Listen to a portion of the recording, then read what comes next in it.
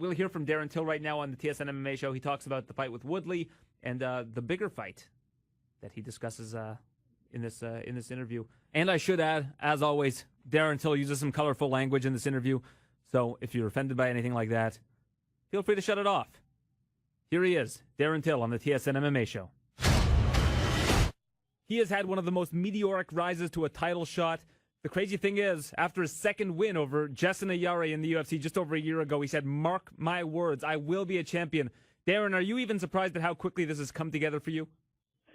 Yeah, I'm a little surprised. It has been a fast rise. I expected it to be, prolonged a little longer. But, when you believe you're the best, you're ready for any time, any place, when the opportunity comes knocking. And that's what's happened now. So in 2 weeks, that opportunity will present itself.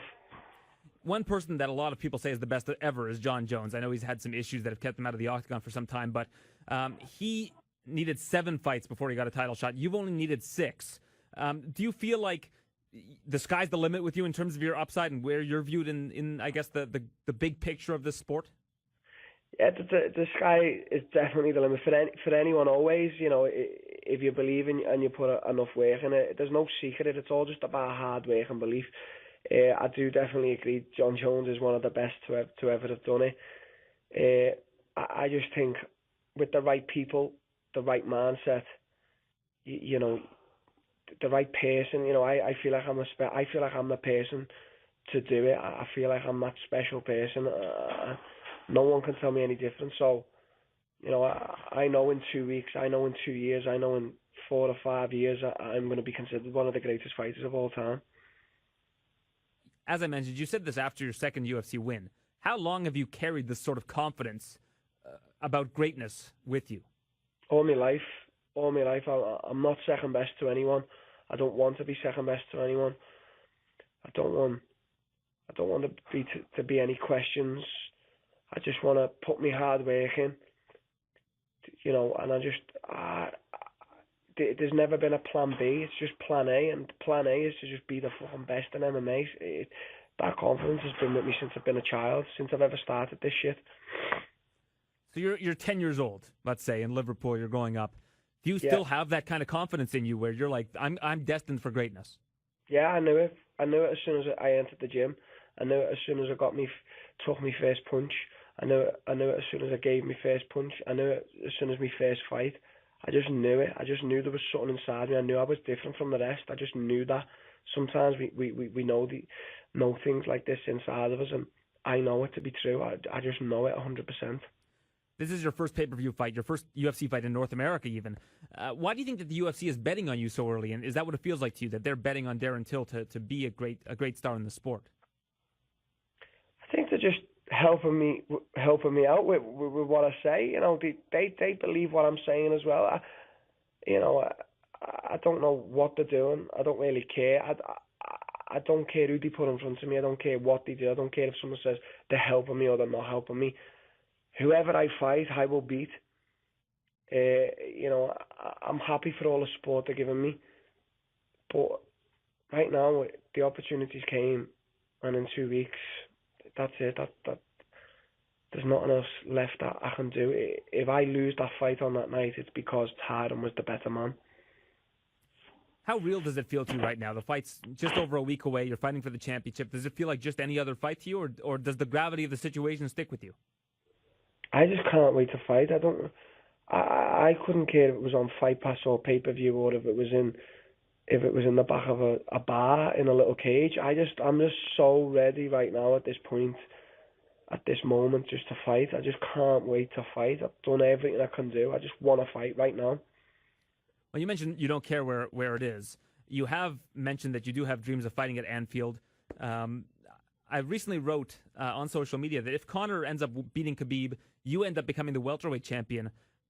A super fight could be created between the two of you on, British soil or European soil, whether it's Croke Park, Wembley, Anfield. Is that something that you could envision, something that big for European fans? It could happen, but Conor's on a different path. I'm not really interested in Conor. I'm not like the rest of these guys who want to call for that money fight, call for that Conor fight. If it happens, yeah, it'll happen. But right now, Conor's got a big test, ahead of him. I believe he's going to win. If in 2 years or something happens, it happens. But right now, Conor's a lightweight. I'm a middleweight. So, it's just not something that's even in my mind. You say that you're a middleweight. 2 years down the line, do you think you're still going to be the welterweight champion, or do you think you're just destined for bigger things in other divisions after you're done defending the title? I've got a few more fights at welterweight. I've got a few more bits of business to take care of at this weight, and then I'm moving up. That's my plan. Who are those bits of business? Tyron Woodley, and then whoever comes after him. I've told you, fucking everyone. People keep asking you about this weight cut. I'm not going to ask you about it, but I do want to find out how much you actually talk about it behind the scenes with your team. Is it? I don't think it's a concern. I'd imagine you've made the weight in the past. You've missed it on 2 different occasions, but you know that you can make the weight. Do you guys talk about it at all? Is being at the UFC PI something that brings that to the forefront because you're doing it differently this time around?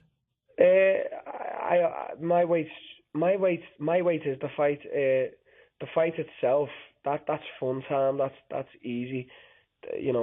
My big fight is with the weight. So yeah, constantly every day we check weight. We talk about weight. We're talking about what right foods we can have and stuff like that. So yeah, weight's a big part of this camp. So what's left to do? What does the next 10 days of the life of Darren Till look like? Just walk around moody because I haven't got food in me, and just wait to make weight.